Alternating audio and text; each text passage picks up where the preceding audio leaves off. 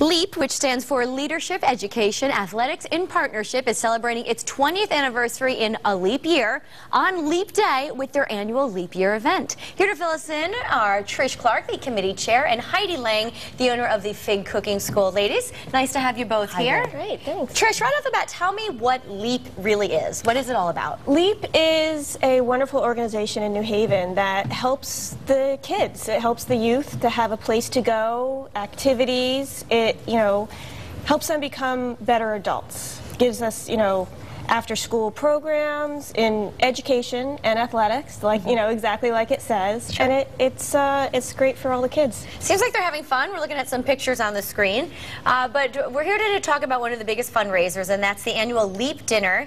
It's the 17th year. 17th year for the dinner, 20th year for LEAP, so it's huge. This is one of the best fundraisers in New Haven, I think. We get about 30 or so dinners a year. We start with a cocktail hour that has a book signing, and then we go to different homes in New Haven. So you get to get inside some fantastic homes, and you get to meet some fabulous guests of honor at each dinner. And speaking of just guests of honor, we should bring Heidi into the conversation because you are one of them this year. Indeed. That's very exciting. And we're going to be making a tuna dish today, something you would see on the dinner tour? It's possible. I haven't discussed it with the host of the house I'm visiting. But today we're doing a lovely Asian seared tuna with a mango avocado salsa. Seems like something you'd have in the summer, but really it's a year-round dish, especially after the holidays when you want to watch your calories. And be healthy, right? And be healthy. And the great thing about it is that it can be several different kinds of dishes. It can be with snap peas and rice, a very simple dinner, the mango salsa and crackers, another variation. And then, as a real showstopper, you can serve it as an appetizer, just on beautiful rice crackers with a dipping sauce. Well, let's get started. Let's see how you're going to do this. So we're first going to start with the tuna, and it's very important that you buy really, really high-quality sushi-grade center-cut tuna like this, because we're only searing it, so it's not sushi and it's not fully cooked either, but you want to make sure that it's extremely fresh. And the first thing we're going to do is to take some wasabi. This is just like the wasabi that you have in Japanese restaurants for sushi. It's a little spicy, right? Yeah, it's a little spicy. To it. And you can add as little or as a lot as you'd like to this. So most people, a lot of this kind of singes off a little bit as we cook. So we're doing each side with a little wasabi, and then we'll take the soy sauce, which is going to help the sesame seeds, the black sesame seeds, adhere to the tuna.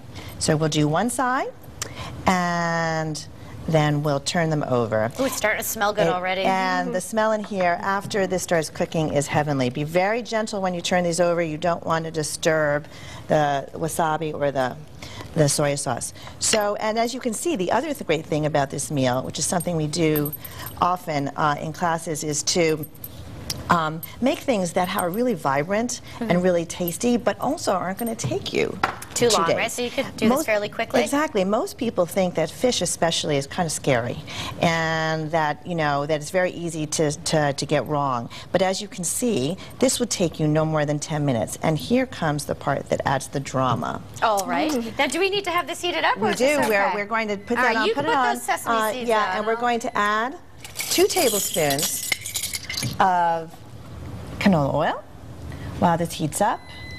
And we're doing something called searing today, which is the same kind of thing you do for steak, for chicken, for many things. It's the same technique where we're on high temperature. Is this on? We have an induction oven, so I'm not sure if the pan might work, but we know exactly what we're supposed to do here. Okay.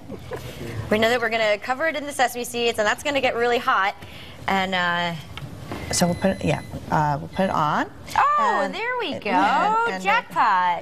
So we're going to put it on. We're going to put it on high now because we want this, when you sear, you want the pan to be extremely hot. And we're then just going to pat these sesame seeds here and do the same thing on the other side. So when you cut this, it will actually look a cross between pastrami and steak at a rare steak. It kind of does, right? It kind of does. So it's deceiving. And we'll do the same with this one. If you're having a big crowd, obviously, you can make as many steaks as you like, and then cut it accordingly, depending on whether you're having an appetizer or a main course. Okay. So these are ready, and as you might be able to hear, it's getting hot, right? It's sizzling a little bit. When you hear that, we'll throw in. When we see that little sizzle, that'll be ready. So while we're waiting for that to get just slightly hotter. Okay. I see we have a nice mango corn. We have some mango salsa, and we're going to work on that next. Okay, it's steaming. That's how we know it's ready. And we're just going to do 2 to 3 minutes on each side. So if it seems like 2 minutes or so, I'm going to ask you, Teresa, to turn them over. I could do that. Okay. And now we're going to work on our mango salsa.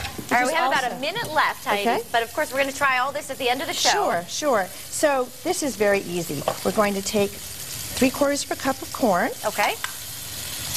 And a 1/2 cup of red onions. Okay.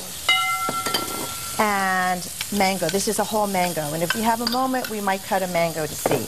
And then we're going to take our little avocado. Is that what you're adding? Yeah. Okay. And scoop it out. Now, how will you serve this? Will you put this right on top of the fish? Will you eat it as a side dish? Well, you can put it on top of it. We've served it actually on the side with crackers, with rice crackers. But you can also do it on top or as an appetizer. We're going to dice these a little bit. Okay, Teresa, do you want to turn that over? I'll give it a shot. That would be great. Just be very gentle. And we'll add a little salt to this. That was gentle. I'm trying though. Well, it's still in one piece, so that's good. That's okay. And it's going to get smoky, and that's part of the lovely sweet flavor. Oh my goodness. Really? There we go. Okay. We got That's it. perfect. The great thing about... Heidi, you know what? We're out of time, but at the end of the show, we're going to taste all this and see how it comes together. Of course, the recipe is online at WTNH.com. And some information on screen here about the annual Leap Dinner. It's happening February 29th. All the information's on the screen. Go to leapforkids.org for more information. More Connecticut Style after the break. We'll be right back.